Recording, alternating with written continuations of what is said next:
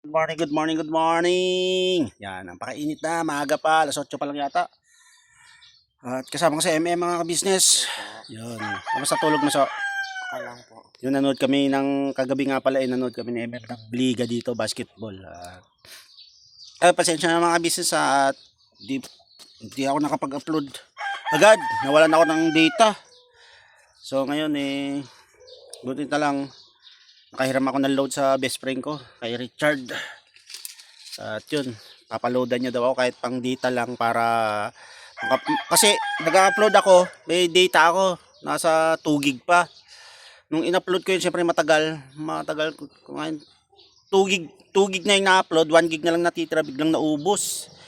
Kaya ngayon, naghagilap ako ng paghihiraman ng load. So yun, tinat ko yung best friend ko, si Richard. Shoutout pre, thank you very much. At nandiyan ka na nahiraman ko ng load. Kaya mo, pag uwi ko dyan, palitan ko na lang ng itlog na maalat ulit. Kasi nung nakaraan, pag uwi namin doon, nakapagpasalubong ako ng itlog na maalat sa best friend ko, tapos yung sa pinsan ko tinuloy namin, tag isang tray sila. So sa susunod siguro dadagdagan ko ng itlog na maalat tsaka itlog ng itik. Yan, dagdagan natin konti. At kung may budget pa, makapagdala ako diyan ng dress na itik din kasi masarap ding lutuin 'yon pang ulam-ulam. So may ginagawa po ako ayan, pickles, magpipickles ako ng tawag dito? Tawag dito pipino. Yun, pickles tayo. Meron akong gamit na suka. So may asin din tayo. Sibuyas, chili garlic oil. Yan, ito ang ihalo natin. Tsaka meron pala yung doon. So yung chili powder nakaibabaw doon sa speaker. Yun, pakuha nga ako. So yun, tapusin ko lang 'to mga business. Dito lang ako yung maghapon kasi hindi pa wala makagala at wala pang budget. Nasira pa yung motor ng kapatid ko kanina, ayaw mag-start. Siguro carburetor or ano tawag nito, carburetor may naman siya, mukhang okay pa naman yung battery niya kasi parang pag paandar niya pumupugak. Carburetor siguro yun o spark plug. Si Bayaw naman marunong sa ganyan, pag uwi niya siguro i-check niya. Yung sa akin medyo nag-aalanganin nga din po akong ibiyahe ulit na malayo at maingay na yung makina, kaya kailangan talaga change oil at PMS, preventive PMS, preventive maintenance service. Kailangan ko na para ma-check lahat, mapalitan ko ano yung dapat palitan, kaya sa sahod ko pa siya papa maintenance sa 26. Medyo matagal-tagal pa, kaya buti nga po nandito ako at nung nasira yung motor ng kapatid ko, naihatid ko siya. Yan po, chili powder. So ihalo din natin to. Buti nandito ako kasi kanina na yung kapatid ko, parang nalungkot na naman at nasira. Wala din naman siyang kapera-pera kasi nakapag-advance na siya ng sahod sa kanyang amo, pambayad ng kuryente. Ang dami po kasi bayarin din talaga, kuryente. Tapos yun, bigas. Kaya hirap po talaga ng sitwasyon din. Silang mag-asawa naman hindi tumitigil sa pagtatrabaho para may suporta sa dalawang anak nila. At ako naman kada 2 buwan sumasahod. Siguro itong sahod ko na to kahit papaano kapag share tayo ng konting blessing sa kanila. At pambigas-bigas lang naman nila, pang 25 kilos na bigas, kakayanin siguro yun. Kaya mo sister, pag sa sahod ko, na-advance ko na agad kasi okay naman, may sasahurin naman tayo pero matagal-tagal pa nga lang. At so yun mga business, tapusin ko lang to natin si MM. Alright. So yun mga ka-business, good morning po sa atin lahat. Isang mapagpalang araw po. Pagigising lang natin, nagising tayo ng 5. Nag-alarm po kasi yung aking alarm at hindi na ako nakatulog. Good morning po. At naghihikap pa ako. So yun mga business, ano lang to, paglilinaw ba sa patungkol sa naging vlog ko na patungkol sa pag-aaral ni Amaro. Ang nakalagay po kasi sa pangalat, Amaro hindi makakapag-aral kasama si MM. Yun po, hindi po siya hindi niya kasamang makapag-aral si MM. It means baka po hindi sila magkasama sa iisang school. Yun lang po ang ibig sabihin yun. Hindi po ibig kasi marami po akong nabasang comment ang comment nila is ang akala po siguro nila is hindi makakapag-aral. Hindi lang sila magkasamang mag-aaral, ganun po 'yon mga business. Correction lang po. Sa mga hindi nakaintindi sa aking naging title. Kasi hindi naman ako naglalaki ng thumbnail masyado. At yun, hindi ko po, siyempre hindi ko hahayaang hindi makapag-aral si Amaro. Kasi alam naman po nating lahat na napakatalino ng bata na yon. Kaya hindi pwedeng hindi siya mag-aaral. Mag-aaral po siya, yun nga lang, ah, baka hindi sila magkasama ni MM sa iisang school. Pero sinisigurado ko po sa inyo na, ang dami ko na pong puting buhok. Sinisigurado ko po sa inyo na makakapag-aral po si Amaro. At hindi ko hahayaang hindi siya makapasok. Yun po yung kasi maraming sabi na bumalik na kay ka-business para makapag-aral. Sa ngayon po wala pa sa plano ko kasi gusto ko ding subukan na tumayo sa sariling paa, kaya yun. At napanood nyo naman po sa vlog na ni Kuya na kung bakit kami tuluyang umalis. Kasi maraming nagtatanong mga business, nakakairita na parang hindi iniintindi yung pinapanood. Hindi iniintindi yung pinapanood na basta mag-comment lang, bakit kayo umalis? Hindi po kami umalis. Kinausap ni Kuya si Amaro.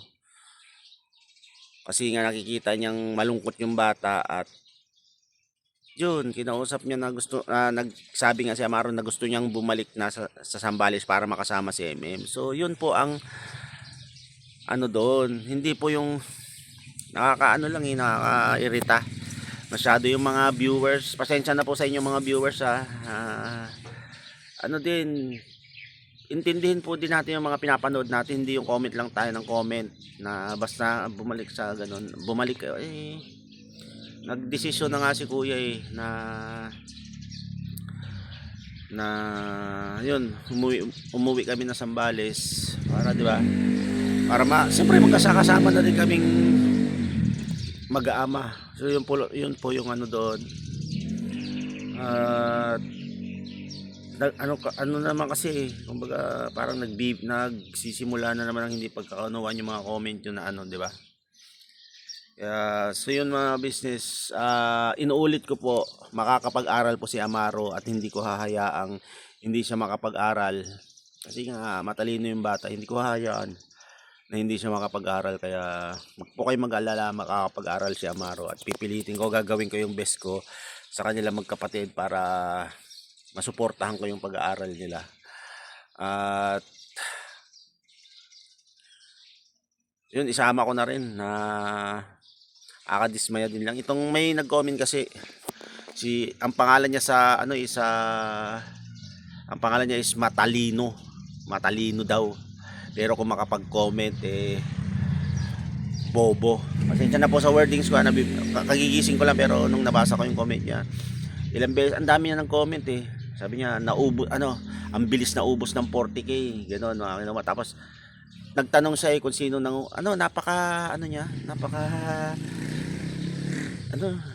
tawag dito? Sobrang exaggerated, tapos anong tawag doon, niya?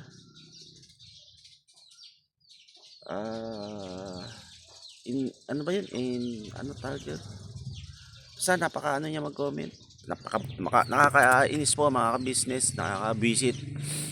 Blinak ko na yung si Matalino daw marami sila sa picture So naipaliwanag ko naman na yun kumbaga ko lang, meron pa siyang kinoment doon, baka si Budangan nanguha, baka si Intoy nanguha, parang di ba, ewan ko kung sino yun, basta matalino ang nakalagay niyang matalino, pero napakabobong mag-comment. Grabe, sabi niya. Tapos may nag-comment pa siya doon kaya daw ako umalis kasi ako nanguha. Mismo nga si Kuya, hindi niya binanggit kung sino, kahit na may CCTV. Tapos ikaw, matalino, sasabihin mo na ako yung nanguha. Nag-iisip ka ba? Napaka Ikaw yung matalinong bobo, alam mo ba 'yon? Natatawa lang ako. Inaano ko lang mga business. Ayoko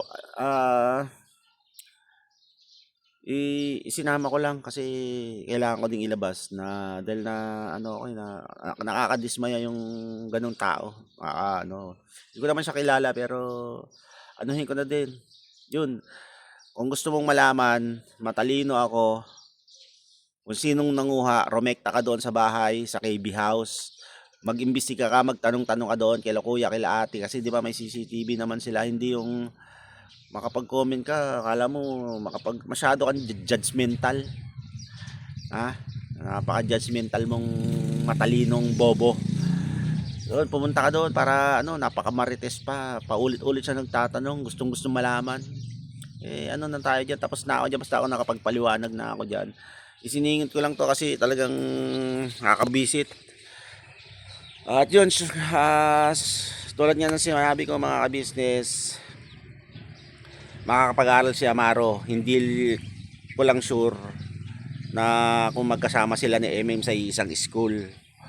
Kasi uwi pa kami ng Sambales, doon ko plaplansyahin ang lahat. Baka doon na din ako maghanap ng mauupahan. Kasi kung dito sa kapatid ko malayo din. Gusto ko kasi as in malapit din kay MM. Hindi ko naman pwede silang kuning dalawa. Kasi for sure kung kukunin ko ulit si MM hindi papayag yung mama. Pero pag kinakausap ko si MM, gusto niya sumama na magsama-sama kami ulit. Sabi niya, magkasama kayo mag-aral ni Kuya, sabi ko sa kanya. So, sama ka ba sa akin? Sabi ko ganun. Oo, sabi niya, opo, sabi niya.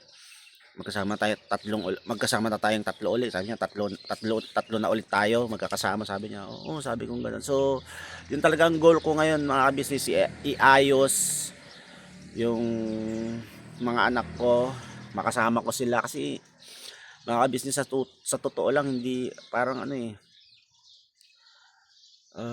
napakaikli ng buhay sa mundo. Gusto kong i-treasure yung habang mga bata pa yung mga anak ko na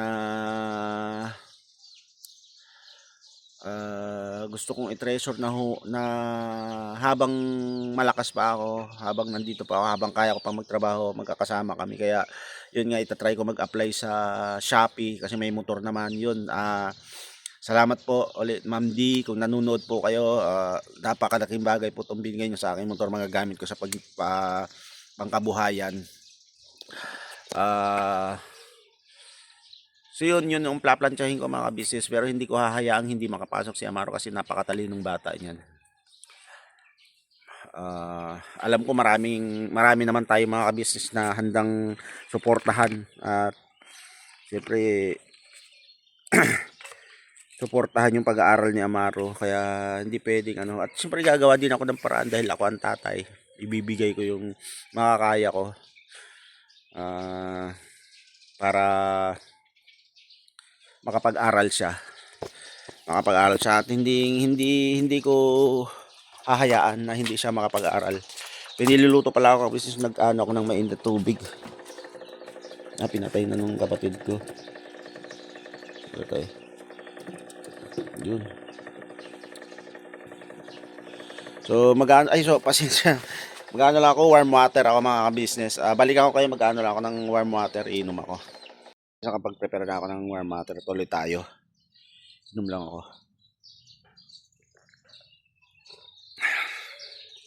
Ito pong ginagawa ko lagi, hindi naman po ako nagkakape.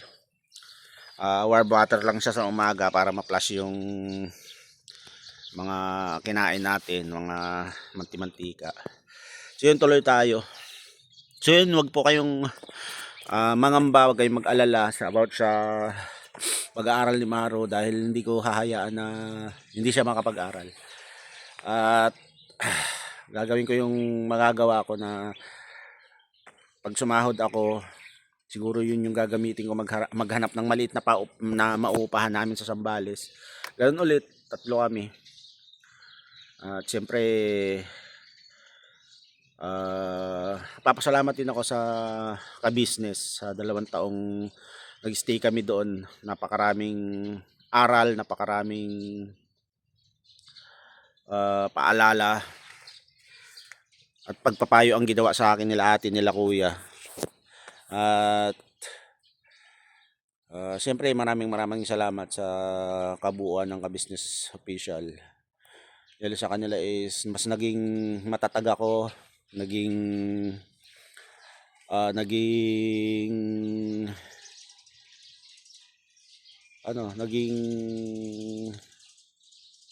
mabuting tao. Siyempre na kasi patanda na, kumbaga napakabilis lang ng ikot ng panahon sa mundo. Di mo alam bukas nandiyan ka pa ba. Kaya ako mas pinipili kong i-treasure yung mga oras na kasama ko yung mga anak ko, para halimbawang lumisan mo ako sa mundo, pagdating ng panahon is maalala nila na may daddy is nung silang hindi man perpektong tatay pero ginawa yung makakaya para maibigay yung nararapat na pag-aalaga, pagmamahal at kalinga para sa kanila. So yun mga business, wag mag-alala, magkakapag-aral si Amaro at hindi ko hayaan na hindi siya makapag-aral. So yun, tuloy-tuloy lang mga business. Tuloy-tuloy lang tayo. Ganoon naman sa mundo minsan nasa ilalim, minsan nasa ibabaw. Pero pag nasa ibabaw kayo, tuloy-tuloy mo na at patuloy lang sa buhay. Iwaksi ang mga negatibong bagay. At pasensya na po, medyo naging yung mood ngayong umaga kasi nabisit ako doon kay Matalino. Matalino daw siya pero yung utak kasi liit ng dilis. So yun, maraming salamat ulit sa patuloy niyong pagsuporta sa akin mga ka-business. At a big shoutout po pala sa mga taong nagpaabot at nagbigay ng suporta at pagmamahal ng mga sponsor nung nasa KB House pa kami. Siyempre sa pangunguna ni Ma'am D, yung mga OFW nating supporters yan, hindi ko po maisa-isa tapos yan sila Ma'am Bernalyn OFW, tapos LB OFW, LB official, Ma'am LB yan. And then si Ma'am Eleanor, thank you po sa pabigas nyo nung nasa KB House kami. At sino pa ba? Pasensya na po ako hindi ko mabanggit yung mga ibang nag-sponsor.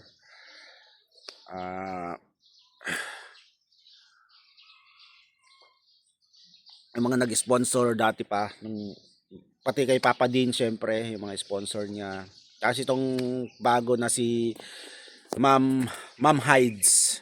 Shoutout po Ma'am Hides. Maraming salamat po at lagi kayo nandyan para sa aming mag-aama. Thank you very much po sa pagmamahal na ipinapaabot nyo sa amin.